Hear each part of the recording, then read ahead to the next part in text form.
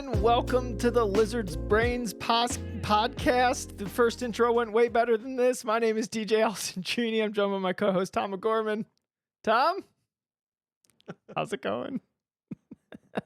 If Not as rusty as you, I don't think. if somebody's just tuning into the podcast, then they're just like, wow, they can't even get through the intro. This is going to be a long ride.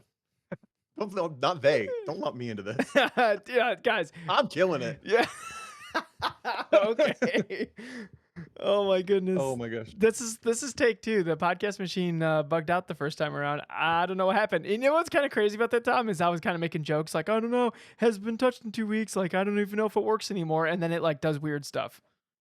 I know. I was joking with the live chat. They could still hear me. I was like, well, the only other thing you could sit and leave for 2 weeks that it just doesn't work when you come back is a race car. Yeah, exactly.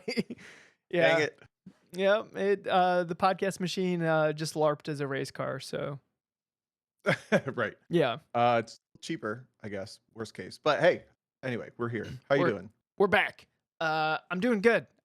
This is post vacation DJ, and man, the trip to New York was just freaking awesome, Tom. I love New York. Have you ever been there? Yeah. I've only been once. We went for one afternoon, and it was to the World Trade Center Memorial and Times Square, and then we left, and I did not have fun.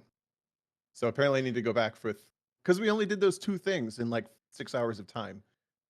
So it's just not my favorite. So sell me on it. Why should I go to New York City? Okay, first off, World Trade Center Memorial, that is heavy. That's a lot of feels. Yeah. Especially if you were alive during it, because you're just getting all that. I mean, if a memorial is supposed to make you remember it, like it does a great job. Like you feel like you were there again, like watching the TV in school, like wondering what's going on. So, yeah, it was that one was pretty heavy, and then Times Square is kind of like the most boring part about New York. Yeah, that's why I know I just didn't do the right things. But Yeah. what else did you guys do? You were there for 6 days, 7 days? We went to fancy restaurants. We went to this place called Dirt Candy, and they just do like vegetable stuff. Christine's a vegan, so we went to like fancy vegan restaurants. And holy moly, man, yo, vegetables got some potential. It was good, man. We got How much sour cream did it take? well, there wasn't sour cream, but we were handed this artichoke that like had some Cajun sauce on it. It had some like creamy whatever. It wasn't even on the menu. They just brought it over. The chef would like you to try this experiment, and we like put it into our face. And have you ever bitten into anything and you feel like dopamine like flush like from like the bottom of your neck like into your head? You ever feel that? No, I don't think I. Well, that's what it did. I've That's how never had good an the food artichoke was. good, I guess. No, I'm just saying anything in general. You ever eat anything and you feel like a swell of like chemicals in your brain? I've had some good food before. Okay. Definitely. Did you feel like a wave of I nothing? don't think I had. Okay, no. well that's how But this I'm artichoke jealous. was. That's how this artichoke was. You would never expect an artichoke to be that delicious. It was so good. Was it like a bloomin' onion, but on artichoke? No, And it you was just, really like, had the whole tiny. thing and It was just a single bite. Like we were told to use our hands, and I grabbed some cream that was like in the bottom of it. Chip in the chat says I was eating psychedelic artichokes. Dude, it could have been. It could have been. But then you bite into it and it's it was such a cool experience. I've never done like fine dining or anything before, but it was really cool. There was it was like almost like a cinnamon roll, but it was like it had like savory flavors, so it wasn't sweet, but it was like almost tricking your brain. Like you ever look at a picture where if you like look at it one way, it's a vase, and if you look at it the other way, it's like two faces looking at each other. Right? You know what I'm Yes, talking yes. about? That's how. Oh, Christine said it's fennel. She knew all the things. I'm just like yum food, eat. And depending on how you wanted to taste this, it was either like desserty or like chicken pot pie, like savory. So it was like it could have went either way how you wanted to taste it. It was a very interesting experience. We were having a lot of jokes while you were gone about you were just gonna get like New York City cultured and get roped in, and we weren't gonna see you guys again. Did that happen? We It seemed looked like you guys had the best time. we looked at apartments, but, they're li dude, they're all so expensive. Like, in order to get something that costs the same as what we, have in, like, the suburbs of Cleveland, Ohio, um, Yeah, remotely the same size, it's like 20 to $50,000 a month. yeah. Yeah.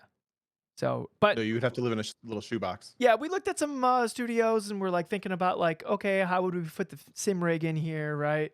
And, I Oh, was that went kinda pretty far. yeah, I was kinda serious because 'cause I'm like, "You know what? I could do this." Because you know what? You know what was great about New York? I love the efficiency of the whole place. The whole place was efficient. Everyone was in a hurry, and nobody had time for anything. I love that. It was like a bunch of it was like DJ energy everywhere, dude. It was so cool.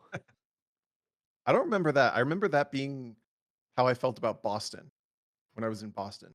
But everyone drives like the term masshole. Have you ever heard that? Yeah, no, people in the like when it's like right when we crossed the border into New Jersey, all of a sudden everyone was driving like a lunatic. Yeah, yeah. Yeah. Huh. But Times Square, everyone walks slow and nobody's in a hurry because that's all the tourists. But when you're walking around other parts of New York, you're just surrounded by New Yorkers, and it's like you like walk fast and make decisions quickly, and that's like New York. I loved it. Okay.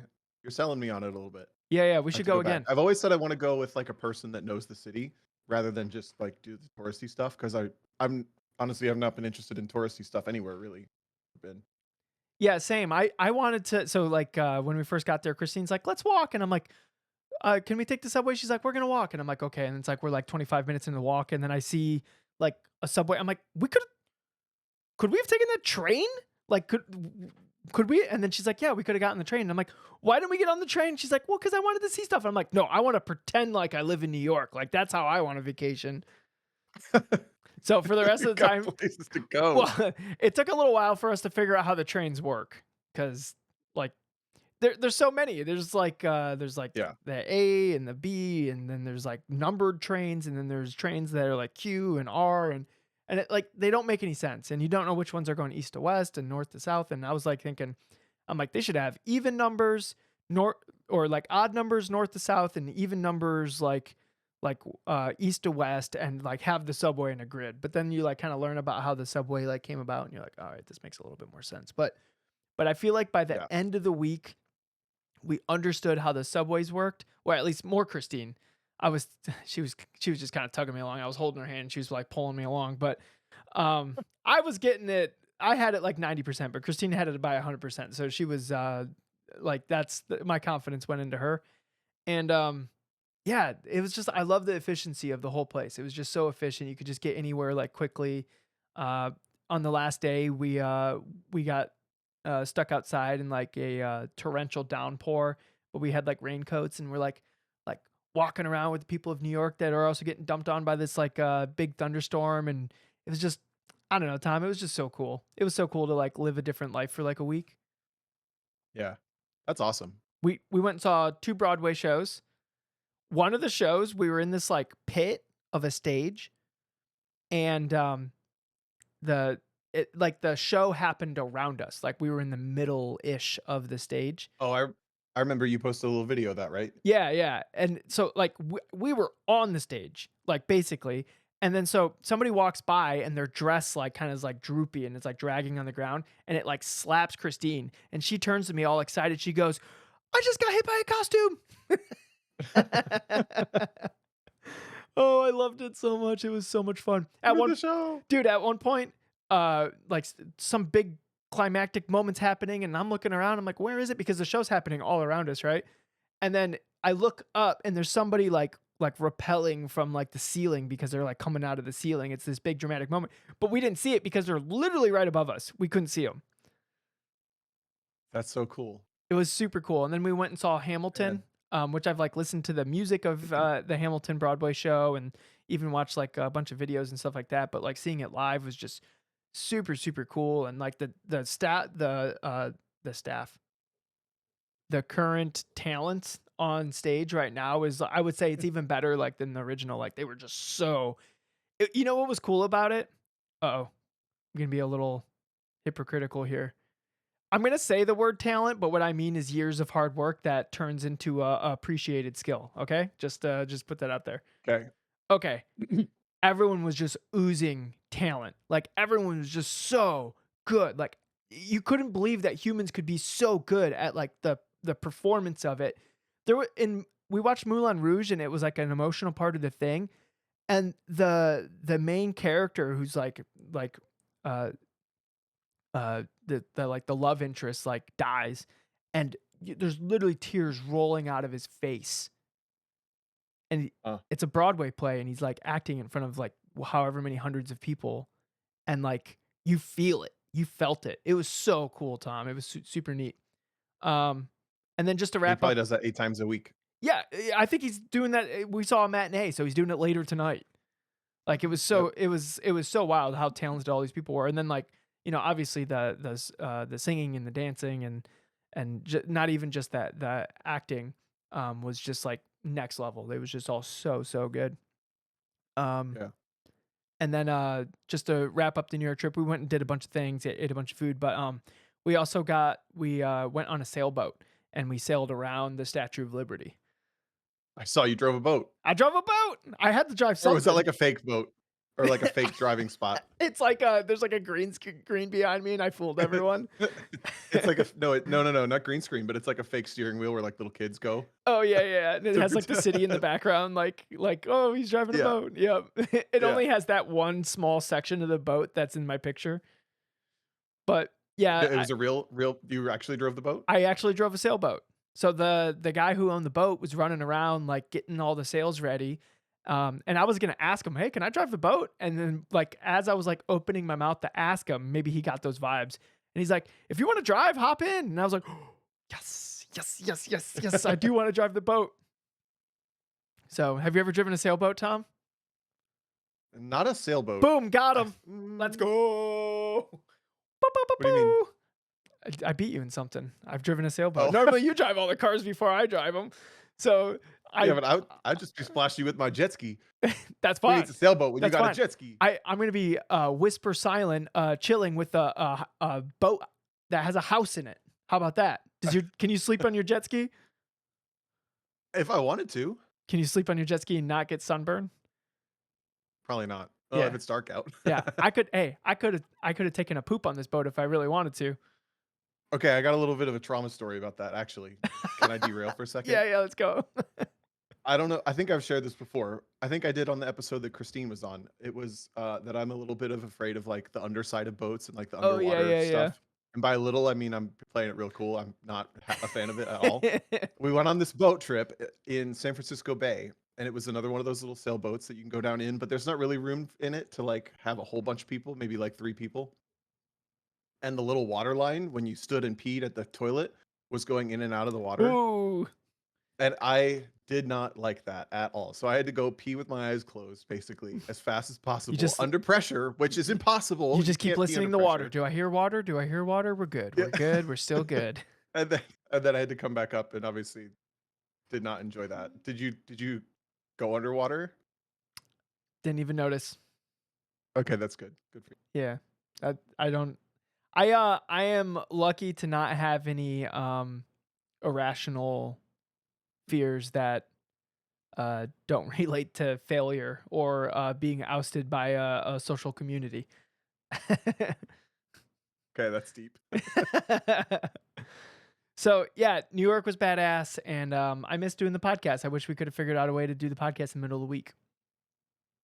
It was weird. We literally didn't talk hardly at all between the time that you left and got back. So it feels like it's been forever. What Yeah, even day is it? there's so much to Today's catch up on. Wednesday? Oh, Tuesday. and then 2 episodes ago, I was alluding to a job. Um, it was iRacing, and I did not get it. So it came down to the last 3 people, and I was not it. Womp womp. But Yeah.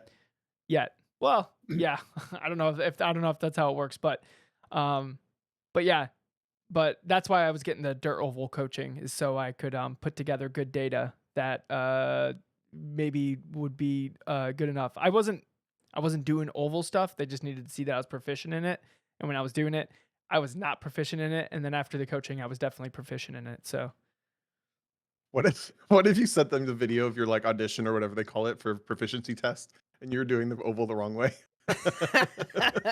They're like, the data, well, it would just be squiggly lines. They'd be like, the data is so weird. I don't Yeah, understand what this is. And then they would like and pull up the replay and see. it'd be even better if you were like the best oval racer they've ever seen, but you're Oh, going the wrong way. well, okay, hold on. This illusion fails because the car probably doesn't turn right. Oh, I forgot about that. Yeah, they're all Well, asymmetrical. well. Anyway, it was a funny thought in my mind for a Sorry, I second. ruined it. It's like when I worked at the go-kart track, we would sometimes have, I swear this happened more than once, maybe only twice though. We would run 10 carts at a time and they would go like 1, 2, 3, 4 out of the pit lane, 6, 7, 8, 9, 10, path of least resistance. And the 10th cart for some reason would turn like hard left and go the wrong way. All the cards in front of them went straight. Yep. Adults Yep. that drove themselves there somehow and got there. And drove themselves. Like what? And They'd they be like, this guy is really fast and he really wants this job to work here, but he doesn't know which way the oval goes. he Oh no. knows absolutely nothing about oval racing. All right, Tom. How did you keep Bummer, yourself busy sorry. the last 2 weekends? Really? I last week I raced at Watkins Glen.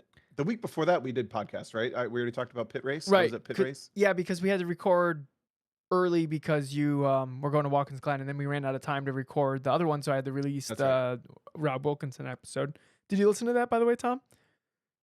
No, I thought you released the Erica Teal one. No, I released the Rob Wilkinson one. I'm saving that Eric Teal one for some other time. Gotcha. No, I need to go listen to it then. I didn't even notice. Damn it, Tom! That sounds awesome. Now I can't wait. Whoop woo! So yeah, you Um, raced at Watkins Glen. You yeah, we won. went to. We did. Okay. Where was I? Watkins Glen Champ Car. We were with Rockwell and the Boxsters. So you guys have seen those cars a lot by now, if you follow me over other places. But it was 2 7-hour races, dude. Watkins Glen is so good. I still You got to didn't drive it. drive there yet. I haven't driven it. Ah, Grid life probably isn't going back. You're gonna have to find another way Yeah, I'll find a way. I soon. Yeah. Yeah, if it I mean, if it's anything like, because like, just for the context of people who haven't been following podcasts, I thought Lime Rock in iRacing was super boring, and then I was pleasantly surprised when I went there in real life, and I'm like, oh, actually, this track's really rad.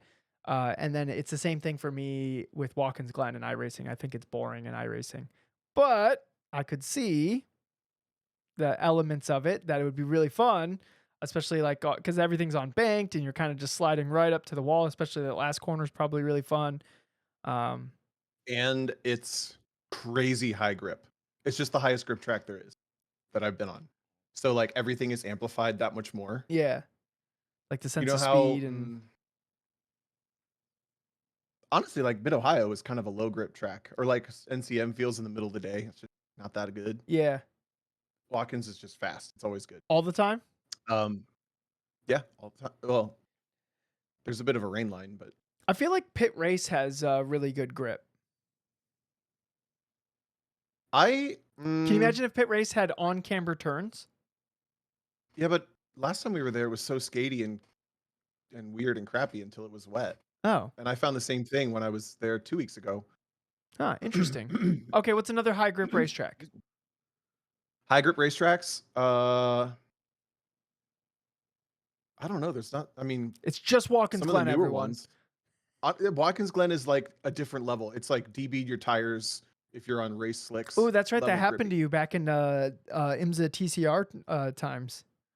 I guess they've had that problem in IndyCar as well at some point. Oh, IndyCar, really?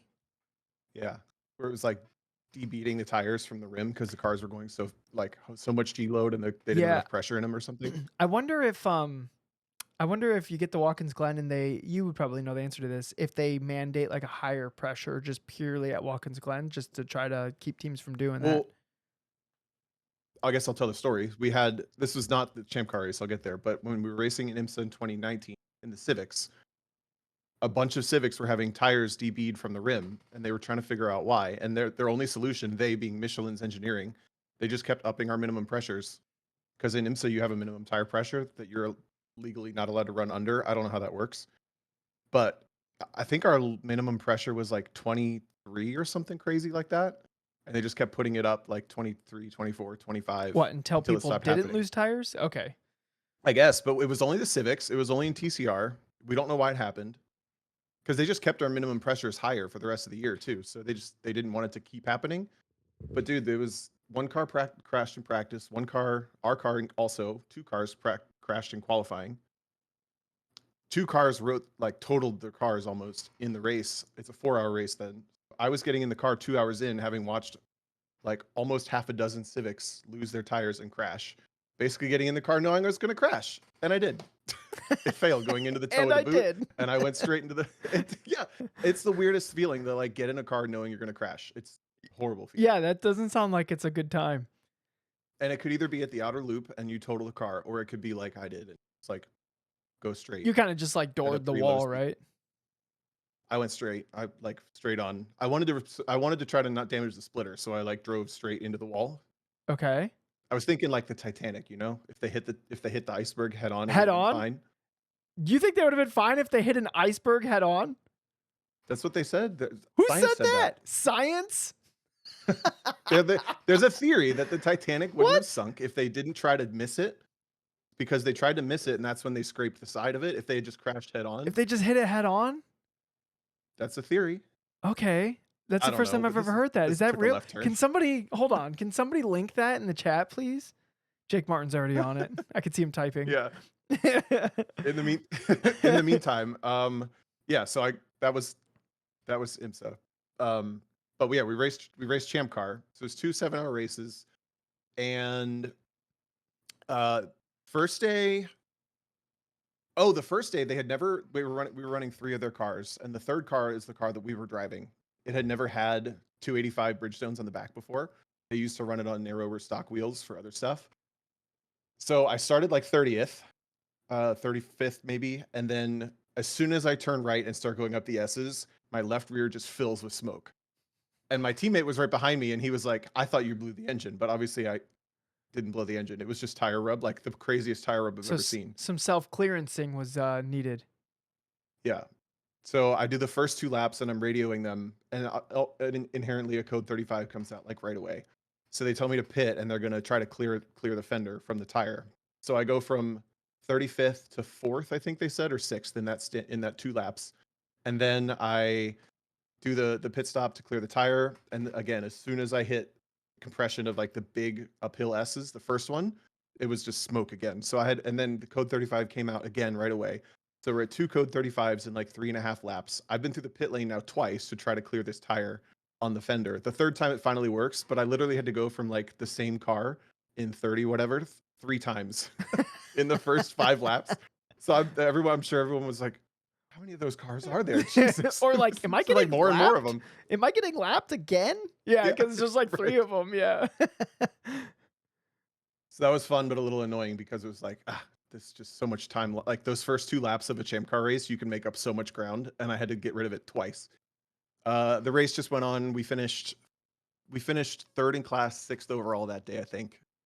And then the second day, we won our class and finished third overall. Dude, there's a C4 Corvette that is real fast in Hmm, Champ Car now. that's fun. That's So kind of a fun what they champ appeared to car. do, huh? I said that's kind of a fun champ car.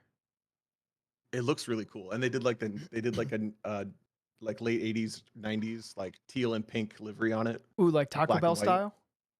kind of Taco Bellish. Yeah. Yeah, yeah, perfect. What they seemed to do was when they started the first day. Did you know the Champ Car has a rule that you start at a deficit of the amount you win from day one on day two? I've So never like if you won. win day one by 2 laps, you start 2 laps down the next day. Oh, I I didn't know mean, that. I think that's kind of cool, actually. It is. I So the mean, Corvette, you would obviously just sandbag. that's what they seem to do. Is they not really though. They won by 2 laps on the first day, but they spent a lot of the race like not going all that fast. Is what it seemed like. It's like the first stint, they said they just kind of followed a car that was at the front, and they ended up winning by 2 laps. And then the second day, they started 2 laps down or 1 lap down, whatever it was, and then they drove all the way back to the lead on the lead lap, pulled out a little bit of a lead, and then they cruised like 7 seconds slower than their fast lap again. I wonder if maybe there's something inherently unreliable about the car, so they're just kind of like, okay, now shift slow and don't rev it Now out, and chill. yeah, Yeah. yeah, stuff like that. That makes sense. Okay, so hold on, we got to go back to the Titanic, Tom. Okay. All right, so we've had some action in the chat. Jake Martin chimed in, but then Miss Jackie came in with an article, and this is what it says about the cruise. Excuse me. The cruise liner hitting an iceberg head on. The colossal cruise liner had been built with the bulkheads in its bow in the event of a collision. If the ship had hit the iceberg head on, therefore. Okay, I read that in weird cadence, but that's the words that are on the page. It's predicted that only the first 3 or 4 watertight compartments would have been flooded, a less severe alternative to what actually happened. Importantly, the ship would have still been able to float as it was designed to in the event of any or two of its first 4 compartments became flooded. So yeah, I mean, it would have been really messed up, but since all the compartments could seal, then you were good. If it sideswiped the iceberg, it flooded more compartments, which See? made it sink. Damn, Tom. Told you. Tom, race car driver, resident Titanic expert. While simultaneously being afraid of big boats underwater. Underwater. Why? Listen more to find out. That's an episode 100. Yeah. Okay, so the only other part of the weekend was I I don't remember the details, but the car we were in specifically was also like the engine was slower, like it didn't have as much power. So I spent both of my stints, both days, just like banging my head against the wall of people that you would catch right before the uphill S's, and then they would just gap you all the way up the S's, and then you'd spend the rest of the lap stuck behind them again, or like trying to find your way by. And I had probably 3 or 4 battles with cars that were like 30 minutes to an hour plus because it took me that long. When To, I say battles, like to work at trying to find a way around these people. like you And they guys are were only stepping holding on me up each by other. like less than a second a lap, maybe Yeah. total. But they were making their speed by like being 20 miles an hour faster than us, top speed by the time they got to the bus stop versus us. So that was like a unique challenge, but it was mostly frustrating. Whenever you like, I don't know, have you been in a car like that where you're just like Slower in a straight wheel to line. wheel, always slower in a straight line no matter what you do? Yeah, that was me at CMP, dude. Oh, that's right. Yeah, yeah, Yeah, yeah. yeah. Okay. So you know what it's like when you get out of the race, you want to be like, oh, that was fun, but most of the time you're just like, I'm like, I couldn't do anything with that, you know? yeah. Um, that happened. I have had that happen. I think that's more prevalent in an endurance race than at CMP. And I was doing a lemons race Yeah. once where our car did really well in the corners, but wasn't that fast in the straight. And I came across like I think it was like a Taurus show or something like that, where it was much faster in a straight line. But it was like I was probably only like a half second to a second faster, just like you were saying. And it's like Yeah. there's not a good way to get by them. I eventually got by just because traffic, and I made the right choice, and then it wasn't right before the long straightaway, right? So then Yeah. I was able to build some kind of gap, and then I covered the inside on the long straightaway, and then won that engagement in the corner, and then I was done with that car. But yeah, it took like 20 more minutes to get by that one car that was only slightly slower, like around a lap. It's very tough. Yeah. That's why I've been trying to use the thing I said on the podcast once. I said it by accident, but then it stuck with me. Like I'm trying to react. Oh, it's about the cart. I'm trying to react like I'm still in my 17-year-old headspace where like everything was new and shiny and amazing. And Yeah, like, how would 17-year-old Tom react to doing 2 hour stint in Champ Car? Period. And then just right. like enjoy that theory and then apply my like monster brain to it and pick apart like how annoying it was to be slow in a straight line. It's helping me like compartmentalize the frustrations a little bit. But like spending an hour picking at the back of this E36, just like trying to find ways around, and then somehow he ends up like a whole straightaway ahead, and then I spend an hour catching up and finding another way because of the traffic. Like the challenge was super fun. The fact that I had to do it in the first place was kind of annoying. Yeah, well, it's um, it's more because there's like arguing parts of your brain, right? Like one part of your brain is going, I need to maximize this stint right now. Me and this guy tripping over each other is not maximizing the stint for either of us. and Yeah. we could go back to maximizing our shit if I just get past this car. And Yep. I'm still not past this car, right? Like that's like where the frustration comes in. And the main reason it was annoying, because again, the fastest laps were not that bad. They were fast in a different way. The annoying part is when you get into the traffic and you start tripping over each other's toes, trying to like both deal with each other, excuse me, but then deal with like five. I think they started like 90 cars in this race. So there was a lot of people on That's track. a ton of people at Watkins Glen. Yeah. I think I want to say it was 93. Yeah. Did it So feel? we'd catch obviously a pack of 5 cars who are Yeah, doing their own thing. And then like I'm trying to get through traffic. But my assumption is I have more experience in traffic than 90% of the Champ Car field. Just guessing. So I'm like impatient as hell. And we all get there and you're tripping over each other. You're like, ah, if there was one less car involved here, maybe this would be easier. But now I've got to deal with this fast car and 6 slow cars instead of yeah, just the 6 slow cars, you know? yeah.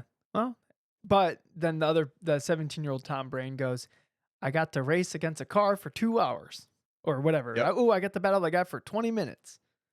Yep. Because I, I Totally. had I, Or I had the same thought with that Taurus show. It was like, okay, this is fun. It's impacting my thing. And then once I was by him, it was like you're like reminiscing. You're like, you know what, that was kind of fun. Like as you're doing laps. yeah, Yeah.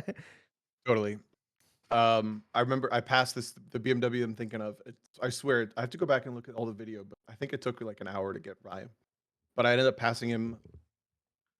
We were flanking another car. We were 3 wide around the inside, around the outer loop, which is the big carousel right after the bus stop. And I was on the high side, and the Bridgestones just like hung out there, like flat out, flat out, flat out, flat out. Just a little pivot for a lift, and then like flat out all the way around the rim shot, and I got all of them. It was like 5 cars at once. It was so Yeah. fun. So yeah, that's like the little dopamine hits that are, man, that last hour was something. Well, congrats on the All that win, for one Tom. car. Congrats. Thanks. Congrats. Thanks. Uh, That was about it. what did you do this last weekend? Because there was an autocross event. Nothing. Why didn't you come to the autocross event? I don't know. I forget. What did you drove, right? Yep. I think me and Peter are gonna do D Street for the rest of the year. You're liking it? It's not bad when the car turns. It's pretty good. The new Yeah. twin's really good, Tom. I'm kind of seeing why you bought one. I'm still like trying to figure out how to get one. You want to buy mine? Sure. Do you still have all the stock stuff? Yeah. Yeah, I'm down. The only thing preventing me from from putting it back to stock is I don't want to do the work. I'll do all the work. I genuinely, I'll do all the work and I then give hated you back working all on the that car things. so much. I I'll give you all I want to keep the oil cooler, but I'll give you everything else Oh, so you mean you you can wanna buy resell it? it. Yeah, I'll buy your car. we'll figure that out. We're gonna figure this out. I Let's do it right now. This is compelling podcast. all right. Wait, I was going to be the auctioneer and then I forgot how it works. 29, 29, I'm on 29, 20, 30, 30, 30, 30, No, 30. you can't make it go up. I'm the only bidder here, Tom. An auction sounds great for me. You know what? 32. I'm going to have 30, 33. Tell Well, me how my I auction can get a new works. one for You 30. come on this podcast. I can get a new one for 30.2. So That's true. with a Yeah. cheaper interest rate. So I don't know. It probably doesn't make sense to sell to me because you could probably sell it to somebody else for more. But No, I'm not going to sell it, but I have thought about putting it back to stock, but I genuinely hated working on it so much. That first set of mods that I did. I don't. Are you there? yeah, I'm here. Well, I was just Oh, really okay. still. Tom thought That my was the video- most still I've ever seen a person. Just waiting for me to finish being and complaining about my car. No, you're fine. You're fine. Taylor said that Where that oil coolers aren't legal in street class. Is that true? I assume that they're not because I don't know, but I don't know why. it should be. Yeah, but if you take it on track, you kind of need an oil cooler. Theoretically, yeah. Yeah. What was I gonna say? Something about where was the autocross? Was it It was at Pit Race. Pittsburgh? It was a really good course this week. I think that's why I didn't, because I knew about it and I think I knew that I had a bunch of weekends coming up in a row, and it was like a 3-hour drive that I didn't feel like doing. Oh. That's pretty bad. What? Decision making like that. I should have gone. Yeah, you should have went. It would have been fun. D Street at a local had like 15 people in it. Again? Yeah, I dude. feel like you said that. It's bumping Huh. at Steel Cities. So What else me, is there? Is it like Hyundais, right? yeah, Civics, Civic Type R's, Elantra N's, and just a ton of BRZs and twins. GR86s. Yeah. Hmm. But so me and Peter were like ultimate lizard braining, like, because I'm like, oh man, I think I want one. And then the course that we had, it had some like the radius turns we kept getting inside wheel spin, but like the like tightening up the front bar would have probably made the car slower. So there's like minuscule differences between the GR86 and the BRZ, and we were thinking, you know what, the course today was probably a BRZ course and not a GR86 course because that's what Peter has. And I was thinking, oh crap, all right, I was planning on getting a GR86, but maybe I get a BRZ, and then Peter, we keep co-driving together, and we go to the event with both of our cars. We walk the course and we decide which one is the better car. I like that. Yeah. So then we show up with the proper D Street twin. It's like, look, we're literally making like spring rate and like rear bar changes like to the course, but like legally in street. Autocrossers are such dorks. But I got all excited Because thinking I'm about with it. you, and then I heard you from the outside. I was like, oh my God. Like there's so many people that just listen to that on the podcast and they hit their palm into their forehead. Like there's this, oh Yeah, my God, get out of here. it But was my dad. yeah, yeah, probably. Yeah, Chris Fairbanks posted in the chat, nerd. Uh, my first ever nationals ride or national event co-drive was the guys that had that. They both built identical, basically STS Miatas, because it's STS. You could do more suspension stuff, right? So they would try a part on one car, and if it worked, they would do it to the other car. And they really got like super hyper focused on the one car that started working better and better and better. So they had the other one that was like pretty much okay, but not as perfect as they liked it. And that's the car I got to drive. They had like his and hers or his and his, So you got and like they were just you like, got this like one's the the B better one. team, and then you beat them in their B team car, and they're like, "Oh, dang it!" Yeah, they weren't that different. They're like, "Oh, apparently all those are the bad or oh, all the bad parts are on this car now." Yeah, because no, I had the orange wheels. That was what it was. Oh, If you ever saw pictures of my first autocross national tour ride, it wiped me orange out of the wheels. bright orange wheels, and I thought it was the coolest thing ever. But anyways, I'll figure out how to get a GR86 or a BRZ at some point. Tom, I'm at a moral dilemma with the race car. What's that? So I could sell the thing as is. I'd probably post it for like $8,000. That's basically what the parts would come out to be if I parted it out. Mhm. Or I'd put in a little bit more work and I just part it out and I get like literally the same amount of money. The reason why I'm like thinking about the little bit more work is because the cage in my car is so tiny. There's like a part of me that's afraid that if anybody, like if I ever actually crashed that car, I think I would have just scrambled my brains because like the cage was so close to where I was sitting. So there's like a part of me that's Yeah. like, okay, cool. I like sell this car, somebody fixes it, and now it's like a race car for pretty cheap, right? The fix isn't going to cost that much, and it has like super trick parts on it. But then if they ever hit something, that like fear of mine of them hitting their head on this crossbar, uh, like if that ever came true, I don't think I think I would be really really upset with myself. So like my moral dilemma is I should probably just part it out because it has super fancy transmission, the engine, everything is still good. Three of four MCS shocks are ready to go. One just has to be replaced because it got bent in half. Um, Wheels, tires, all the things, right? Like I could probably just parting it out and like pricing stuff at like fast sale. I could probably get like $8,000 for it, right? Yeah. It would be more work, but I don't run that like future. Oh my God, their brains are scrambled, and it's because I was too lazy to part the car out. You're making me think of whatever Peter would say to that because he gave you it for free. Oh, I mean, right when Peter gave me the car, he said you could sell it tomorrow, and it, like as long as you feel like it helps you No, with no, racing, then meaning like his concerns about the cage clearly were not the same as yours. He's like, yeah, here, have fun, kid. yeah. Well, I think he sat Peter sits really really low in cars, so his head, like me and Peter are kind of remotely the same size. Like I think he's like a couple inches taller than me. Um, but he sat like he sat too low. Like if I was coaching Peter when he had the Civic, I'd have been like, Peter, we got to change your seating position because I don't know how you're seeing over the dashboard, right? So his Yeah. head wasn't in the same like plane as the bar. But I think if you're sitting in the car where you should be sitting, I think your head's in the same plane as the bar. Yeah. No, I get what you mean, and I've definitely driven cars where I'm like, "That's just wouldn't be ideal to hit my head there."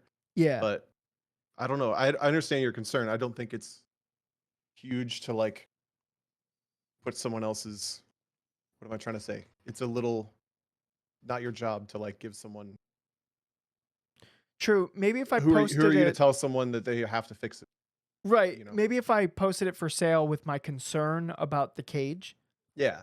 That's totally valid. because they might not think about it. Because what I'm thinking of is the novice, right? Because like when I got the race car, I didn't know better, and now that I've Yeah. had a lot more of experience, I've driven a lot of different cars with different cages and stuff. I realized that the car that I had with the cage and how I was sitting in it, I think if I ever had a really hard frontal impact where like my belt stretched, I think I would have hit my head really hard on that bar, and like it could have messed me up. Yeah. Definitely. I mean, disclosing that for sure. If you're looking at the same price, just sell it for the part out price and that caveat. Like, just put it as, like, a Yeah, I think that's what I'm intentionally gonna being a do. because yeah, but I get what you're saying. I just don't think it's worth the time to like, if Peter had told you, "I would give it to you for free, but this bar is in the way," you'd be like, "Huh, screw that, give me the car," you know? Yeah, obviously, yeah. I would. I Some mean, even now, I would obviously I would still take the free car. I would just put money into because you can modify the cage. so Like you can like chop the bottom of it and raise the whole thing up like 3 inches, and that would probably alleviate the problem. right. But that's So who are outside of you my to skill tell someone range. that they shouldn't I mean, they should do that, but you shouldn't tell someone that they can't, like, buy it. Does that True. make sense? Yeah, I think that makes sense. Hey, Yeah, you guys heard it here first on the Lizard Brain podcast. I'm gonna be selling the race car. It's broken. It needs frame work, and there's a hole in the because trunk. he's got a porch to or AC to pay for. AC's already paid for. I'm trying to figure out how to get a BRZ or a GR86. Yeah. Um, would you consolidate what would you because you would still keep the truck to tow with, huh? No, I wouldn't.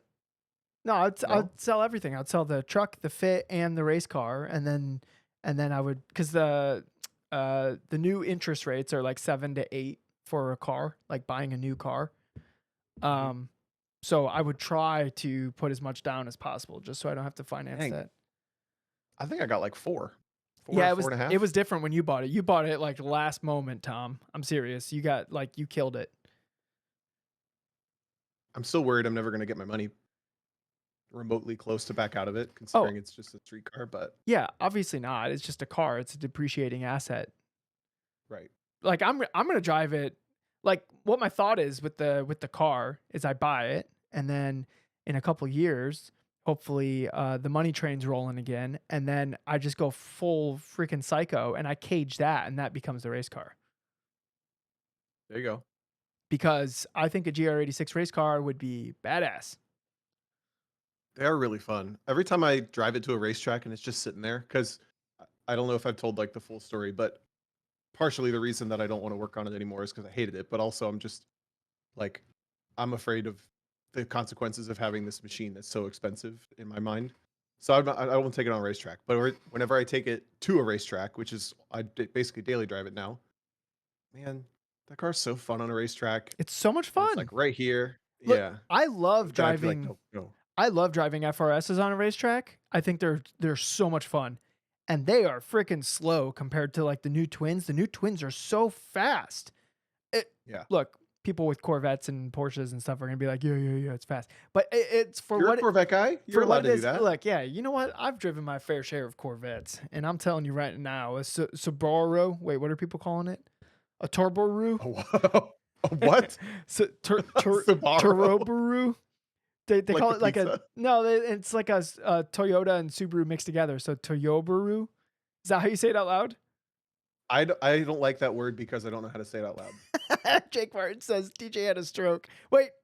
Oh crap! I smelled tuna. Yeah. But What were you talking about with You're Oh, telling a story mid thing. I was just saying that like the FRS was super fun on racetrack, so like this car would also be super fun on racetrack. And yeah, Lyle, Jimmy, and Fez are all driving these cars on racetrack, and they've been pretty reliable. They just, you've got to put thicker oil in it, you have to overfill it, stuff like that, and it seems like it's been going okay. I know some people just blow up the engines driving down the street, but you know, a little dice roll. That's what I'm worried about. I'm worried that I've got the one. The I've one. honestly been worried that my car I said I'm worried that I got one of those ones. That's why I won't do it. I'm worried about that on the street. That's fine. If it happens on the street, you're covered, warranty. I don't think they'll cover it anymore because it did the oil cooler for my specific car. Hmm. I don't know if they could deny it from an oil cooler. I don't want to find out. I wonder who's being better about the warranties, if it's Subaru or Toyota, because that would heavily influence my purchasing decision. I remember initially there were a lot of rumors that Toyota was really rough about it They were terrible and about it. Subaru was better, but then I also feel like I saw that they resolved that through the one really high drama one. Do you Y- remember seeing there was one guy that was really really loud about like my car blew up on a racetrack. I have video of it. I was doing nothing wrong. This car shouldn't do this. Yeah. And I thought Well, for that warranty, well, the it's Toyota got better. yeah. Well, it's really messed up because when I don't know if they're doing it anymore, but when they were first selling these cars, they were giving out like NASA track days with the They still car. are. Oh, they're still doing Yeah. that. Yeah. Yeah. So like what? You take it out on that NASA track day and then you blow your engine because the oil's too thin and Chip said that dude blew up 2 engines. All right, that guy's doing something weird. Yeah. So that's the thing. Okay, how would you go about this if you're like a warranty people? Because I'm thinking of at Watkins Glen, I had this incident where whatever, a friend of ours' car got blown up in the practice day, and he was really beside himself and disappointed about it. And he didn't know if he should blame the guy that was driving it or not. So I helped him pull up the aim data, and we looked for like missed shifts and over revs, and we looked for when the car might have started to go south because it had all the engine data that it needed. It was really good. And I found like this driver misshifted on this lap and went 1,000 RPM over red line, and then the same driver did it in a different session at a different spot and did the same thing, just like money shifted from fourth to Same third driver, twice. 2 separate sessions, Yeah, and and the then engine blew up like 2 sessions after that. And it's like, okay, you could sort of pinpoint like this specific driver was the only one that made that mistake, so you could sort of like blame that other driver. but then It also definitely the wasn't the person. yeah, but then But then also the yeah, engine's a wear item. right. So in my mind, if I buy a brand new car, it shouldn't blow up. And if it blows up, that's not my problem. But then there's this guy, clearly he went through two. That's like, okay, it was your problem, bud. There's also on the Thunderhill team, there's always one car for a bunch of years, one car would lose the transmission. And we were trying to pinpoint like which of the 10 drivers was consistent across that car that always lost Oh, the transmission. dang.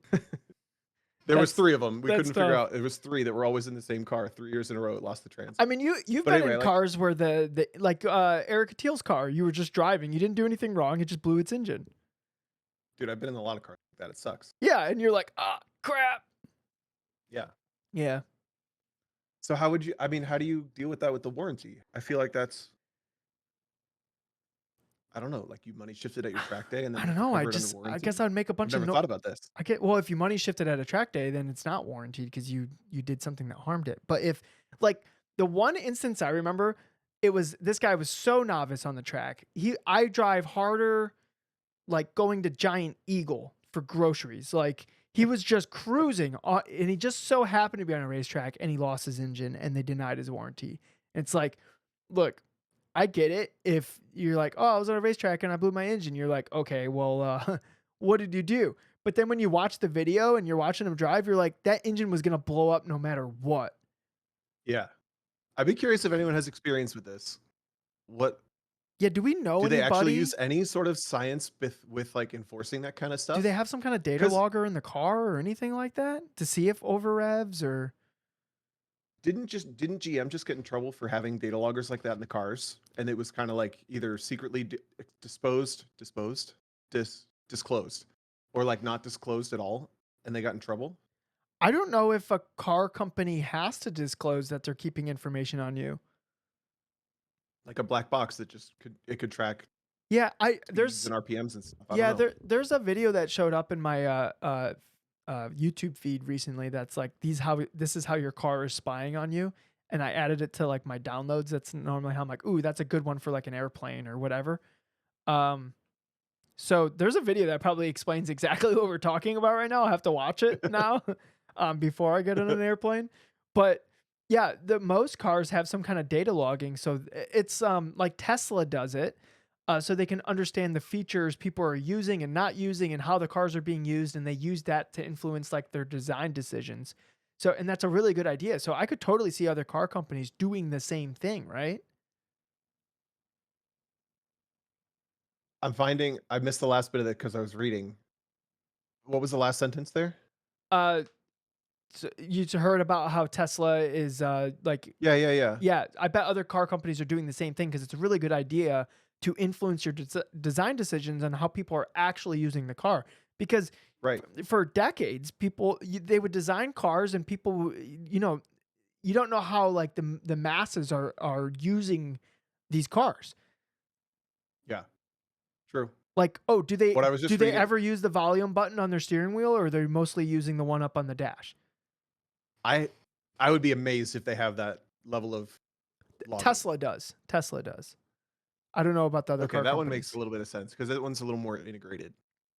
What I was just reading is that they have the right to sell your personal information a lot of the times based on things that you like sign with them, but a lot of it's personal information based on the sale, not based on the vehicle drive. So I I have heard couldn't find of some anything. drama of like I think it recently happened with GM. Maybe somebody posted about it in the chat. Um That's what I thought. I thought GM had one that they were yeah, selling. they sold like driving data to an insurance company, and somebody's insurance rates went up, and it was like it was going to be a it was going to be a PR disaster for GM, and I think they swooped in and like, "Oh no, we fixed it, a loophole in Right. our processes and whatever," and they like fixed it real quick, but like who would buy a GM? You're like, "Oh, really? So if I speed, you're going to like sell it to the highest bidder of insurance companies?" Like, Yeah. yeah. Which even the insurance companies that offer that, would you ever do that? Would you ever give them like you have to plug in the OBD dongle and let them like have a certain insurance companies will do that, right? Yeah, if you know what, I would never. if it wasn't a well, yeah, you wouldn't because you speed all the time, but I don't speed, but I don't like I mean I speed the same as everybody else. I just don't like to slow down. I would like to know what processes or like what metrics it's looking at, and then for like 2 months, like super laser focus. Because you think about like how accurately we could drive a car if we knew what like data traces we need to make, and we just like True. play the game and drive it exactly how they want to maximize like our discount, and then that thing comes out, and then we just go back to normal. But it would be like a little fun game to save like a couple $100, wouldn't it? Only if you knew how it worked. Because the reason I wouldn't want it is like I talk about practicing good driving habits on the road. For example, threshold braking at every break point that you need. If they're gonna dock me points or money, literally not points, they're gonna dock me money and charge me more because I like threshold break the point 4 Gs every time I break instead of the preferred point 2. I'd be so mad. Yeah. But I guess if I knew how it worked, I would If be you knew how it worked, and it's not forever, it's just a limited time while they get like a profile on you. I'm pretty sure. It's not forever. oh, I thought it just lived in your car. No, I don't think it just lives in your car. I could be wrong on that though. I also could be wrong. We've been speculating for 10 minutes, so anything that we've said in the last 10 Look, minutes is not look, proven. guys, write in some emails, please. We have some good emails, but this is just this is just us when This, we talk. yeah, this is what happens when me and Tom don't talk for 2 weeks. We just bullshit, make stuff up. Yeah, I don't know if I would want that. I don't want anybody telling me that my driving is Ooh, not so appropriate. Jake Martin in the chat says his was supposed to stay in the car. So that wouldn't work for me. That wouldn't work. I'll just pay more in insurance. Yeah, that's what I think. Yeah. For as long as I wanted the discount is what he said. Okay. No, no, out. Cut it out. Get away from me, big brother. Because Stay out of my every car. once in a while, like that on ramp needs to be on ramped. You Yeah. can't just be a pedestrian about it. Um, I don't know why I just thought of this, but I got dumped on a gravel road for like 5 miles on my way to Watkins Glen. Yeah, I need to in the remember to go record it BRZ. on Google Maps actually in the BRZ. Oh, So I drove it for like there's no way 10 miles an hour. there's no way I'm buying that car, bro. I did literally 10 miles an hour for 5 miles Just so you wouldn't kick because rocks up? and I remember I went to Watkins Glen 4 times in 2019, and it took me on the gravel road all 4 times, but by the 4th time I remembered it, so I deviated from it, and I had that big monster truck pilot thing, so it didn't Yeah. matter. Dude, in the pilot, I did like 80 down that road, it was great, but Like sideways. yeah. Yeah, State Farm was not a fan. No. There was one day I got really nervous. Oh, this is a different story though. When I had that NSX, you remember the yellow NSX they lent me Yeah. that you didn't drive at Mid-Ohio? I didn't there's no way I took that for any laps around Mid-Ohio. That would be reckless and stupid. So at Solo Nationals, a couple days later from that day, Darian put his Solo Storm logger in the OBD port of the NSX, and we ran Solo Storm data for Andy and I, and like that was useful and whatever. And I leave and I forget about the dongle. So I get to Gingerman, and the car's going to be the pace car for the GLTC race at Gingerman. And I'm going through it, cleaning it out, and I look down and there's an OBD dongle plugged into it. And I was like, they're gonna know that this car's cleared 100 miles an hour a bunch of times. They're gonna know this car's done launch control like 50 times because my mom 50. loved it. I forgot about your mom I was loving the launch control. I gotta post it, guys. My mom's launch control in that car was so amazing. She did it 3 times. But yeah, That's so I funny. thought the You're Solar like, Storm logger. they've been watching me this whole time.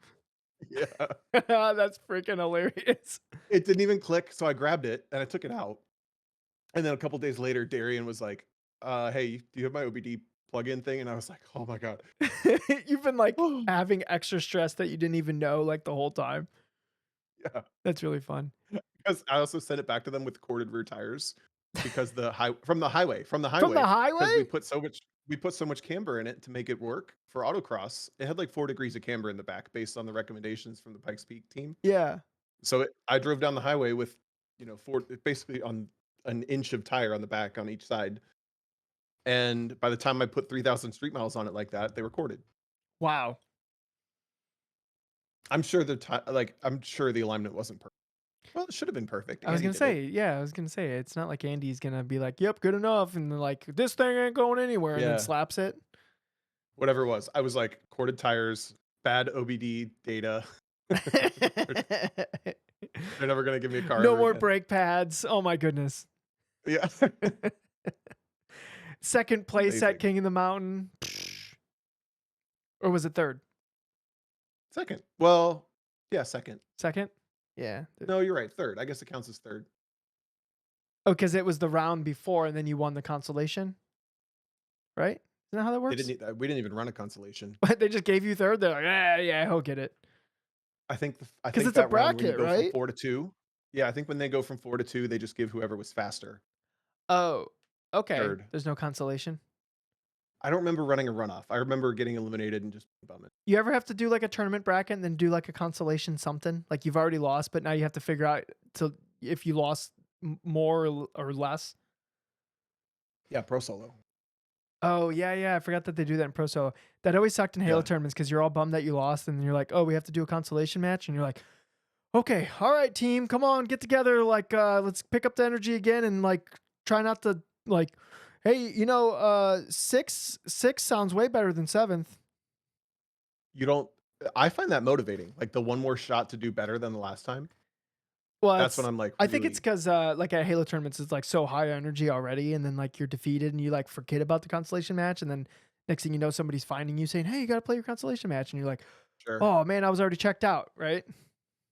That's fair. I've never had it happen where you can really check out because it's only really been, I think, at pro solos where Where you you're just going to go do the right top 3. away. Yeah, you just go right away. And that's where it's like burn it to the ground. There's no breakout, there's no anything. Just like Yeah, just let it fly. Break. I think I've only been in the pro finale or the pro solo finale top 4 once though. Have you ever been in a challenge and made it very far? You know what?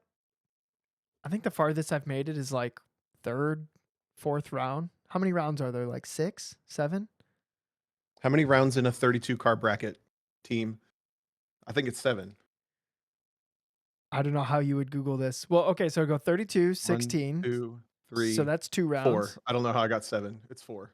Okay, then I only got to like round 3. I was like, if I won the round that I got knocked out in, I would have been like close to top the four. end, or like, yeah, top four, like in the finals or something. I just remember thinking, oh, that would have been a fun experience. That's literally all the memory I have from it. So it could have been, oh, it would have been a fun experience to pass the first round. I don't know, like Yeah. I For if you're for those listening and you don't know what pro solo challenge are, it's pro solo is a mirrored course that starts with a drag strip tree, so your reaction time actually counts. And then at the end, they take the top 32 finishing cars, um, and you go in a bracket down from 32 to one, and you go heads up, like swapping course sides. But they release the car. You race your dial in, so it's like drag racing style competition. And if you break out, you get a penalty. And the last part is they start the slower car first. So in theory, you finish at the same time based on your dial in, rather than starting at the same time. So like this, sometimes there's cars that are like 10 seconds different, and the fast car has to like run it down, and you're just sitting at the tree for like 7, 8 seconds, just like waiting for yours and to you start. just see them Anyway, it's go. super Well, cool. that's actually an advantage because then if you see them hit a cone, you're like, heck yeah. Yeah, but I've always been like, for some reason, I'm just trash at the challenges. I've been in a ton of them. I've only made it to the top 4 once, and I feel like I've only made it to the second round like a half dozen times. I've Now, probably been in a dozen, did you feel like you 20 drove challenges. bad? Because every challenge I've been, I'm like, yeah, I drove. Honestly, I probably drove better than I did in the actual competition, and I'm out.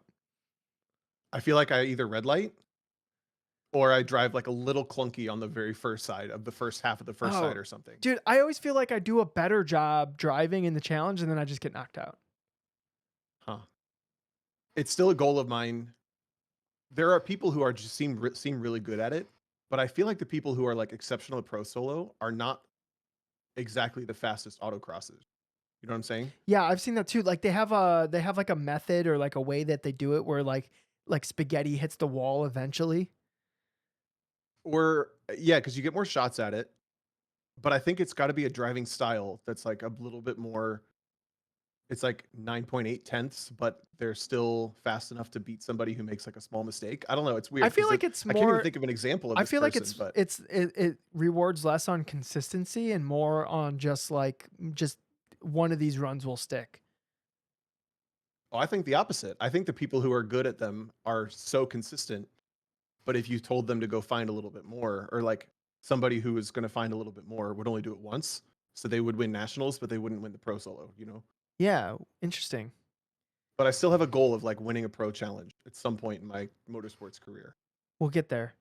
Both of us. Neither of us have won one. No. Wow. The only time I got to the So top elusive. 3, I got to the top 3 lined up against Andy Hollis before I knew him all that well. And he just looked at me and he's like, "Sorry, I got a lot of sand." I was like, "Ugh." Dang it. Well, I think that also goes normally I'd always try to drive classes where it's like it's it's rarely ever a blowout, right?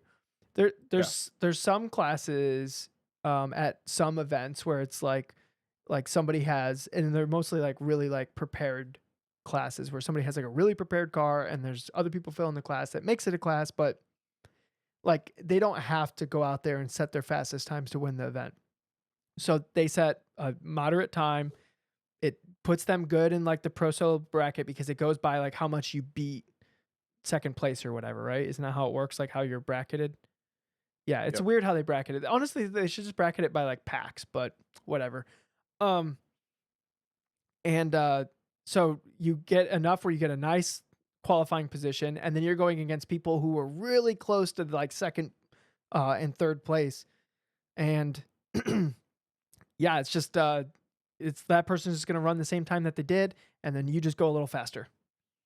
And then you can Yep. go a little faster and a little faster and a little faster in each round. And then like, yeah, you're gonna win way more challenges like that. It's kind of like a flaw in the system. Oh, you Yeah, I hurt don't wanna yourself? win a challenge by picking a hit my funny bone. By Okay. picking a soft, like, class is easy to sandbag, but Didn't they change the rules on how the oh no, that's Akron Sports Car Club. Akron Sports Car Club, I forget exactly the intricacies of their challenge because they have a challenge at the end of their local events. Um, mhm. and you can only break out once or twice. If you break out twice, you're just out.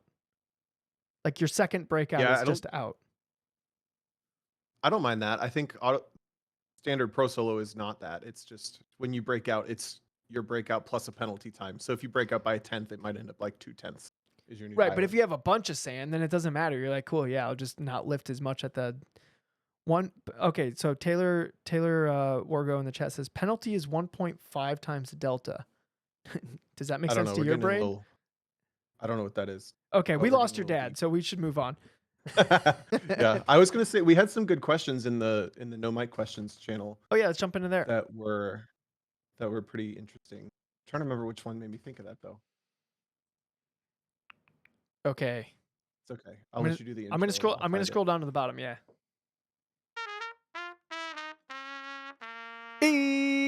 Emails. All right. Oh, Chip said he'll buy a lot of stickers if we answer his. We can be bribed. Go for it. Okay, I'm scrolling way up here. I would love. This is from Chip Manuel. I would love to hear Tom O'Gorman and DJ Allison Jr. Takes on your mental game plan for a 3-run format for SEC autocross. I've talked to a lot of folks recently about this, and it seems like there are different styles. Some people like to start conservatively at 8 to 9 tenths and dial up their aggression each run. Some folks seem to intentionally go over 10 tenths on the first run to see where there may be some extra speed that wasn't apparent on the course walk, with the added risk of cone penalties. What are your thoughts on this? I think we're going to have different approaches. Okay, go for it because I know exactly what is. You say. Please, you go Okay, first. so when I started, I would drive every course as fast as I wanted the course to be. I would literally throw everything at the wall and just saw what stuck. And if the course was conducive or I got lucky or whatever, that what I threw at the wall, it stuck. I was really, really fast. And if whatever I did didn't work, I was really messy at the limit. I was always driving the car hard, but was not intentional at Yeah, all. like the placement Uh, was bad, right? or it would just be like I would literally be like that slalom's gonna be flat. I was one of those, and I would just like I'm gonna try it flat. And if the slalom was flat, like I looked like a superhero, but out of 10 times it wasn't. And then I Yeah. would be like, I didn't have a plan to fix it. I just knew that wasn't as fast as I would go. Anyway, so after really like got into autocrossing and was keeping my, uh, I was going to say maybe being more intentional about what I was doing. I learned that my standard sort of like what happens to me when I'm driving, I would start pretty close to the limit. I would go over the limit and then I would have to pull myself back. It's a constant trend that I'd be over the limit by the end of the first run at the minimum. And I decided I'm going to do a very concerted effort. This started like 5 years in to start under the limit on purpose and then like pick a thing that I can work on low hanging fruit. And I really learned this method from like teaching autocross schools because I would hear other instructors advise people this. I just started trying it and it worked. So I try to start within the known limit of the car, whether I've driven the car or not before, like we've talked about in the past of how to learn the limit quickly. I try to start within the limit and then I pick the lowest hanging fruit for the next run and the next run and the next run. I've gotten pretty good at multitasking with what I can fix. So most people I tell them like, okay, if you want to go faster and you think the lowest hanging fruit's the slalom, only do the slalom, leave everything else. I don't fully do that. I might pepper in a couple other things here and there. That's like I know I could have broke later there. I could have been earlier in the slalom there, and I could have done this over there. Um, but I try to be pretty methodical about starting within the limit, especially if I have like a big moment in the first couple corners of a run to like really dial it back and make sure that It just doesn't that I'm turn not into a getting it that shit wrong. show the whole run. Yeah, I'm trying. There's a car I drove recently, and the first thing it did, like, was not what I thought it was going to do, and I really had to focus on doing a better job. It might have been at our school. Yeah, I was gonna say, was it at the school? It might have been that C8 Corvette at the school or something. Yeah, It's yeah. like Did it not have as much whatever. nose as you thought it would, or something like that? It didn't do anything the way I thought it would. Yeah, I gotcha. didn't like that car. I still need to drive a Okay, C8 so at that's some my point. approach. Yeah. What's yours? So, my first run is just to see how good my game plan was for when I walked it. And then my second and third run is just to like fix anything that was different from my game plan, essentially. I don't intentionally drive it over or under or anything. I just try to put together a good run with what I think the course will be like and what will be important. And, you know, if I'm really dialed in, my course walk is like 98% there of like exactly how I thought the course would go. And then so then I'm only making small adjustments to my second run and then maybe some small adjustments to my third run. But I don't intentionally try anything different from run 1 to 2 to 3. I'm just trying to optimize it. I'm going in with the knowledge I have from the course walk, and then the run 2 I'm going in with the knowledge I have from the course walk and my first run. And then the run 3 I have another run of practice, and I'm just trying to pick off like incremental changes and differences uh to what I thought it should go like, and then troubleshoot like how it actually should go, and then then I'll take however that went as feedback for like whatever the next run is. I don't think it's I don't think I have like I think a specific like, oh, I'm gonna underdrive it or whatever. One thing I'll definitely not try to do is I I don't want to like make a colossal mess up on the first run because then I get a bad look at like whatever's after that. Um exactly. I but think we're saying the same thing, but we said it different. When I say I underdrive it, it's more like I try not to overdrive it because my yeah. tendency is to do that. I I mean, how often are you like wildly out of control like during an autocross run though?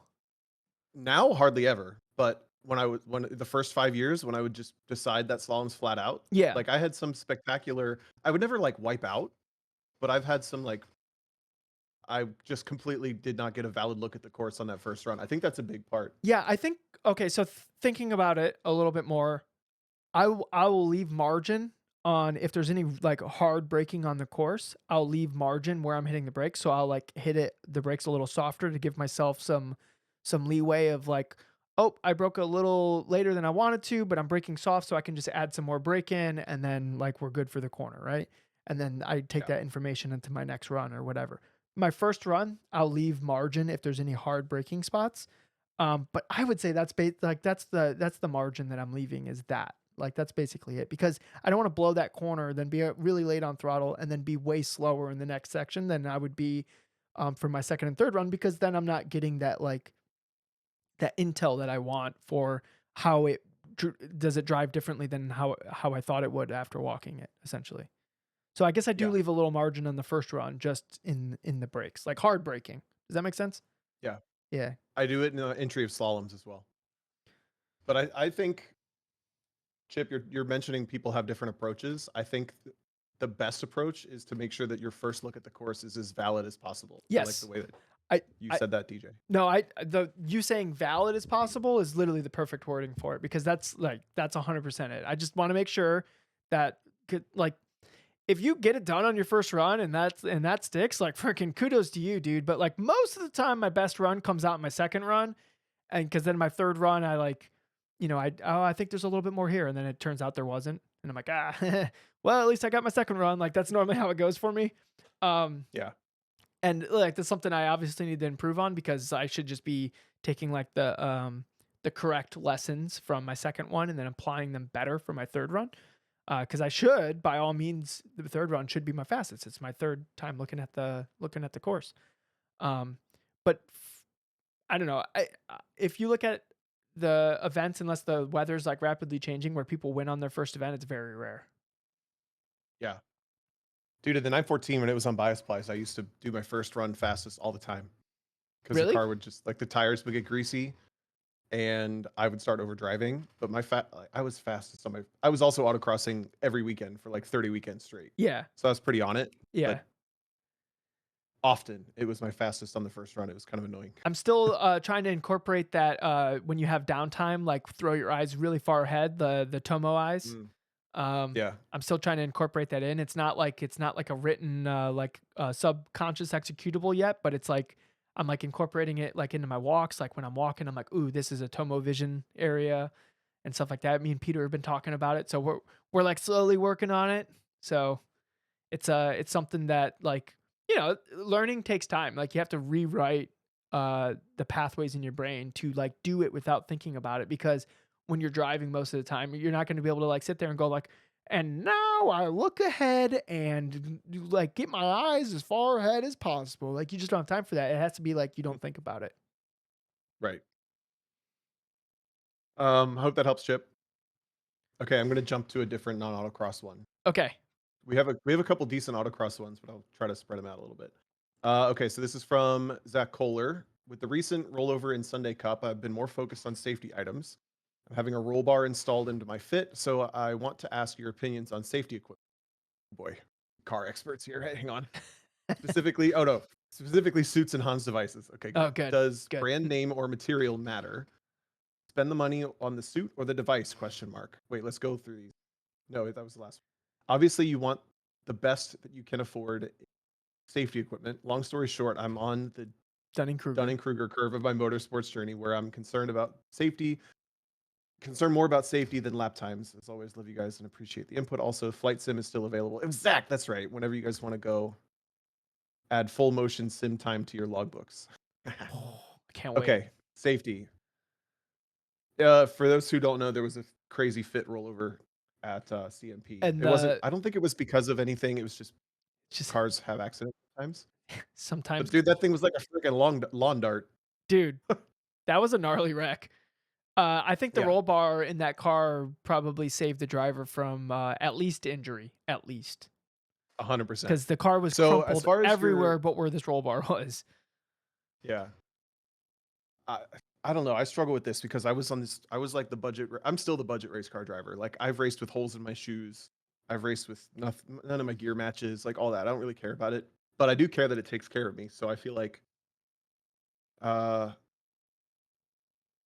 the Hans device itself, that as far as I know, it never goes bad. You have to get it restrapped sometimes. You have to send it off and get it restrapped, but just like buy the neck device. I prefer the hybrid stuff. That's like the strappier one than a Hans, but I've barely ever worn a Hans, so that's just preference. You get used to whatever you buy, but buy a nice one, buy a name brand one. I I have one both because my Hans device wouldn't work in Peter's Porsche because it would like tip my head too far forward. So Yeah, then my family chipped in um, for the I got the who makes that Simpson? Simpson I got hybrid. the fancy hybrid, the one that like actually works in a 3 point, and Yeah, it's really nice, guys. I don't think I'll wear my Hans device again. I need to sell the Hans device because once I have that thing, it's like you look kind of goofy, like all strapped up and whatever. But like when you're sitting in the car, like you just not having a thing like pushing on the back of your head, which like the Hans device does. And there's other things like next gen, and there's other head restraint systems that don't have like a thing directly behind your head, like the Hans and like the Scroth do. But I'm telling you, it's so nice for your head just to be able to actually like touch the back of the seat. It's like something I didn't realize I was missing out on until I wore your hybrid uh head and neck restraint system at CMP when me and Peter were practicing for one lap. It was like yeah. That's why I like them. Is yeah. they seem to be the least interfering of all of them, both with like your positioning and your head movement and all that. And also if you find that like there's certain ones that take different clips on the helmet that I don't like, just like buy the top brand universal style that uses Hans posts that uses like you're gonna have it forever. So just like get that. As far as suit though, like I'm not a splurger on a suit. I'll buy like a pretty either the cheapest version of a name brand, like a really nice brand, like a Sparko or a like OMP, like the base minimum one, or a nicer cheap brand one. But I would find a the cheapest like single layer suit that still has like all the SFI and FIA ratings on it. Like yeah, that's what I would go with.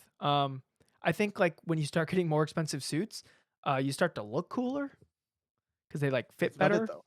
That's about it. Yeah, and also don't get a 3 layer; they're too hot. Single layer means you're technically supposed to wear underwear underneath it. So if you don't have the underwear, you're not doing it right. Wait, But really? I'm pretty sure, Uh, if I remember correctly, you're supposed to wear fireproof underwear with a single layer, or you can wear a 2 layer. Don't again. I don't know this like a what? safety No, story would or something. I But I wouldn't know. I think mine's a single layer, and I've like went like freaking only underwear in that thing before, so I didn't realize I was putting myself at risk there. well, and I know that there's different ratings, and Kelsey said that too. I would look for Zach wherever you're gonna run. Look for what's required and buy. You can cut budget on the suit, but buy the highest rating that you need for that whatever organization it is, and then just get the nice head neck restraint. Like you don't need a $3,000 or $4,000 Alpine Star suit or OMP suit. You can buy one that's $800, but Yeah, I think like $800 is probably the sweet spot on the suits. Also, you can get they have like NASCAR pit crew suits that are like used, and it's like the pit crew is wearing them. They need like an SFI suit. I forget what the website is. Hopefully somebody in the chat post it. Um but you can buy like a used suit. Raceimage.com is what Joel posted. You can buy, they're like really really nice suits and they're used and they're only like a couple $100. looking it up right now. Dude, anytime I oh wow, okay. Anytime I see people wearing these like crazy high-end suits, but they're at like a Champ Car race and they're obviously They're just probably they just buying them bought the from suit from somewhere. this. Yeah.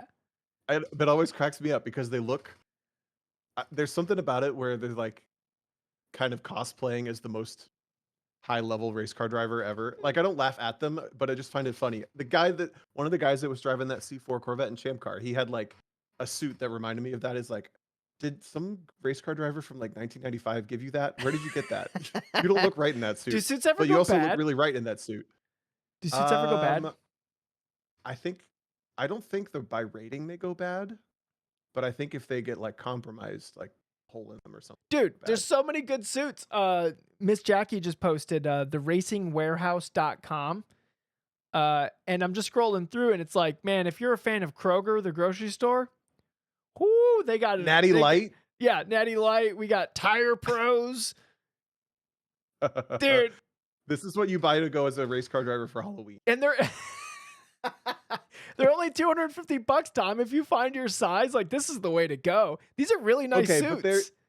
no, they're not. They're the Jeremy Swenson specials, like with the top half and the bottom half. Whatever, dude. Look, if you're trying to do this on a budget and you just like don't want to burn to death, like here's the way. That's true. Fair enough. You got a All right, marines.com that's one. This one looks like it's 40 years old, but yeah, uh these are pretty legit. Might have to look at these for my I next never I suit. was gonna say if I didn't have to look so I don't know, Yeah, I would you feel a know little what? You might crazy walking around in that no. Kroger suit. I want one that like has like a tiger print or something on it. Does the Tiger Yeah, King sponsor any NASCAR teams? I don't think so. Dang it. He might have. He might have. There's a Skittles suit. Oh, that one's $450. All of them are $250. I find this Skittles suit. It's the one on the page that's $450. Dude, you know they put that more expensive because of that Yeah, too. because Oh, people that's might a big actually boy want it. suit. Oh, is it a big boy suit? I think Size size C. 44. Oh, well, wait. It says 44-30. Does it have a bunch of? I don't know how the size works. I don't know either. I think I wear a suit size 30 or 28. I don't remember. Well, I don't anymore. I used to. Hmm. Anyway, okay, that's what I would do, Zach. I would find. I don't know that I would recommend these crazy cheap I suits, am. but they're pretty awesome.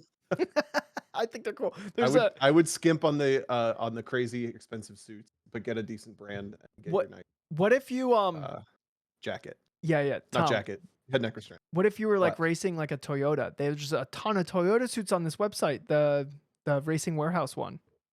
I think if I knew I was just going to do Champ Car or Time Attack for a little while, I would probably consider it as an option. I mean, how many people actually see you in your suit? Like, I'm thinking I kind of look dopey in my suit. Like, my suit doesn't like fit me like super good. Um, Yeah, so wow, you agreed with that. Thanks, Tom. I was. I'm just kidding. I'm messing You with look you. silly. Yeah, you really do. Um, but I'm thinking like if I showed up in a Skittles suit, I don't know, it might look pretty cool. Especially if you're swimming in it, like you have to roll the sleeves up. Oh, dude, there was a fun moment from Champ Car that's related to this. There's this kid that's been racing with Rockwell. A friend of ours kind of brought him in, but they usually run just him and the coach. He's like 20. He did it. I think he did like 2 races last year. NCM was his 3rd race ever. So Watkins Glen had to have been his like 5th or 6th race ever, right? 20-year-old kid who played football in high school. He's like just kind of like puppy energy. Yeah. And he comes up on the practice day at the end of the day, and he's got this box of Sparko shoes in his hand. He goes, "Guys, do you guys know we need to wear fireproof shoes for this?" And we're like, "Hey, yeah, yeah, we do." What What? was he What do jumping you? over there with? And he throws his leg up on the table. Ow! And he goes like, "I've been wearing these shoes this whole time," and they were like street Pumas. And he's like, "I thought they were racing shoes." So this poor kid went on the Puma website, bought the like BMW themed Oh, driving Puma wait, shoes wait, wait. This was for driving the car as well? for like racing He was just driving it in Champ Car in like street shoes? in gym shoes because he thought they're Pumas, they're racing shoes. The racing So then he shoes. was It's like he was showing like up with some so Pilates like boat shoes. yeah, and he was so annoyed. It's like I had to buy these shoes just now. We're like, yeah, yeah, you probably should have had this whole time. Yeah, probably. Oh no. And his suit's too big, so his when he's driving, his sleeves fall down. Yeah. It's not great, but Oh. uh, Well, bless well, his heart. I, he's fast. I mean, he's a good kid, but it was so funny. I love experiencing moments like that with people who are so early on their like motorsports journey. Yeah. It's kind of that 17-year-old brain again. Yeah. Like he'll always remember the time where he realized that he's been driving around in the wrong shoes. Yeah. I actually I tried to do my first NASA time trial and I like got all my licensing and everything, but I thought, "Oh, I'll only do Friday cuz I'll save money." And I got there and Friday was only a test day and it wasn't scored and I was so mad. Oh, what? And then you didn't sign up for the other days? Yeah, cuz I couldn't afford it. Oh yeah. So I thought, "Oh, I can afford a 1-day time trial. I'll just do Friday and I'll do TT on Friday." Yeah, and you're like, "Cool, I'll just do 1 day of TT. That would be fun." You showed up Yeah, to and a I didn't track know day. enough. Yeah. Take it. I had my car like compliance checked and all sorts for like NASA TT. Yep. Get there, not even just track day. Oh Ugh. man. What car was this? I had a Miata that I Oh, bought thinking I could build it into a time trial car, yeah. and then I daily drove it for Yeah. That's what I'll do with the BRZ. yep. Hell yeah. Put some Except miles on it. right. uh all right, Tom. Um we could do another one, but we're already at an hour and a half, so I think we're good. Yeah. yeah, we'll probably just call it. I already cleared the other ones. Keep the good questions coming in, guys. Either if it's in the No Mic Question Discord channel or emails. Yeah, we love getting them.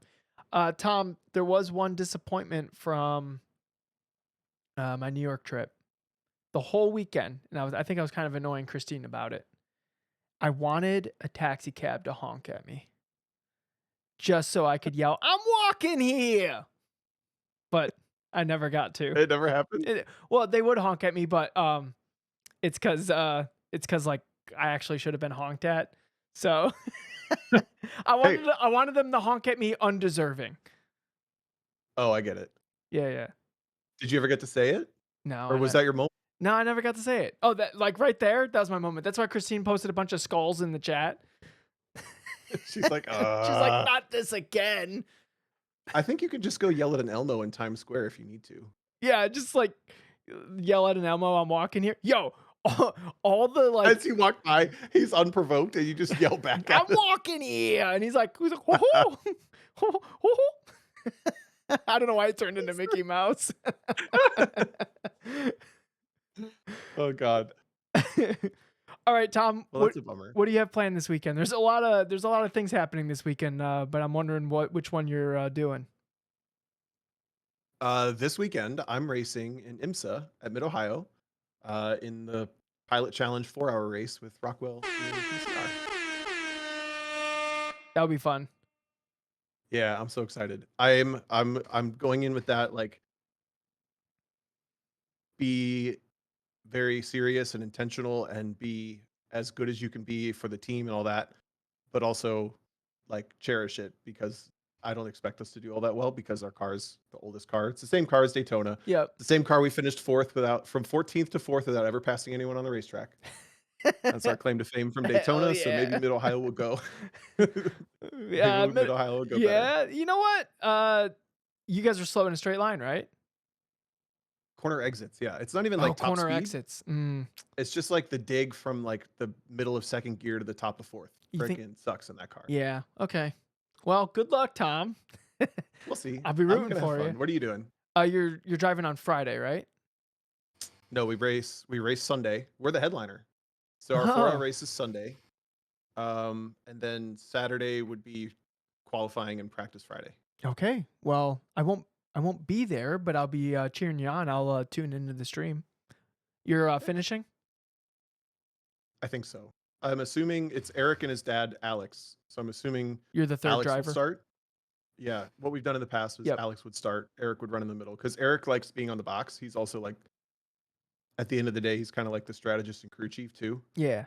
So being out of the car for the start and the finish is what he prefers usually. Yeah, gotcha. Okay. Cool. I'm excited. I'm kind of bummed that this is my first Midwest that I'm missing since 2017. 17 was my first year I went, and I've been going ever since. So I'm kind of bummed to miss that. Yeah, I'm bummed to miss And I'm it also too. bummed that it's the same weekend because it's all of my friends that would come to the IMSA race are going to be at Midwest anyway, Yeah. or all the friends that I would hope to see at Mid Ohio. So anyway, where are you not going anywhere? Are you autocrossing? You're not going to Midwest? I told my dad I would autocross with him, and this is the weekend he picked, and I didn't realize that it was Midwest. Um, That's cool though. yeah, but I'm gonna go. My dad has a new Civic Type R, and he's really excited to autocross it. So I'm excited to autocross it with him. So I think it'll I be had no fun. idea he got that.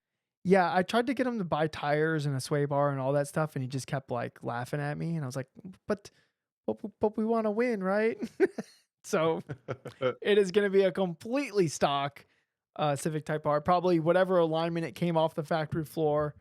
But it's been a very long time since I autocrossed with my dad, so I'm going to enjoy that. It will be fun. Are you going to Detroit or is he coming down to you? We're going to Toledo, so we're like meeting in the middle. Toledo on Sunday. Yeah, Toledo Express Airport's on Sunday. So I'll be Gotcha. doing that on Sunday. On Saturday, you know, I think my porch at this point, or the deck, has some lore on the podcast. But we are actually painting it.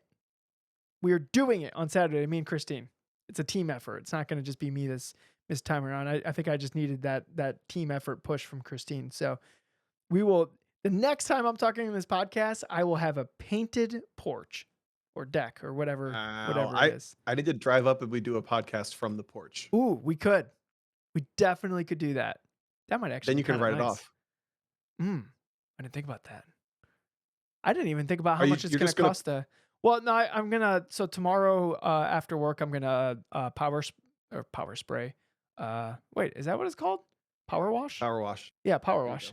I'm gonna power wash it, and then it will dry out a couple days, and then Saturday we should be ready to party. So, You're just gonna put the paint in the power washer too, right? oh yeah. I don't think it works like that, but I mean, you won't know till you try. The whole side of your house is painted, your neighbor's house is painted, I'm the fit painted. is painted. Yeah. The shape of Christine's outline on the side of the house. Yeah, going She's stop. like, "Wait." Oh, that'd be fun. But Well, I'm glad you're gonna have a productive week and some fun. yeah, it should be somewhat productive. I need to find something for the weekend after that. Do you have anything on your calendar? What are you doing? There's a time trial at Pocono, and there's a champ car race at Autobahn. That's all I've got. There's like zero autocross anything like in the vicinity. So I gotta find something. If somebody knows of something, please let me know because I need to fill up that calendar. You know why? It's Father's Day. Oh, come on. I bet that your dad's doubling up. You're like, Dad, you got to pick one. He's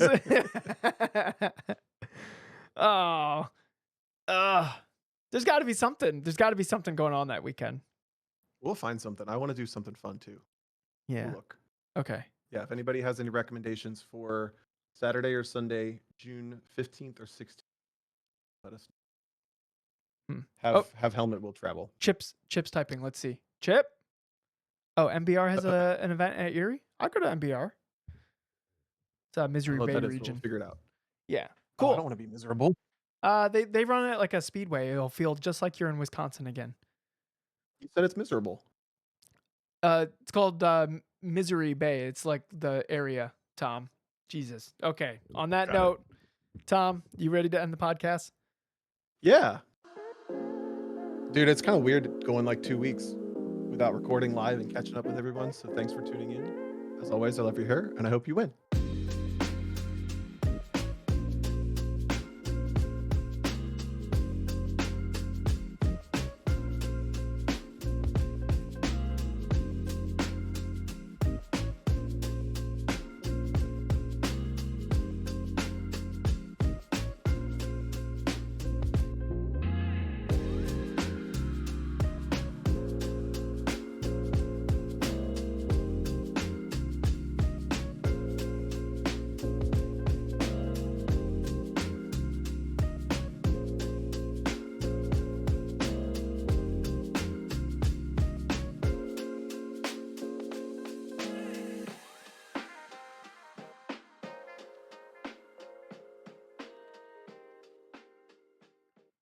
Oh, and one last tidbit before I hit the end record button. I'm looking for a BRZ to drive to see if there's a noticeable difference between the GR86 and the BRZ. So that will help influence my buying decisions on that car. I'll probably talk about it again in the next episode because I bet most people turn it off before this. But thanks.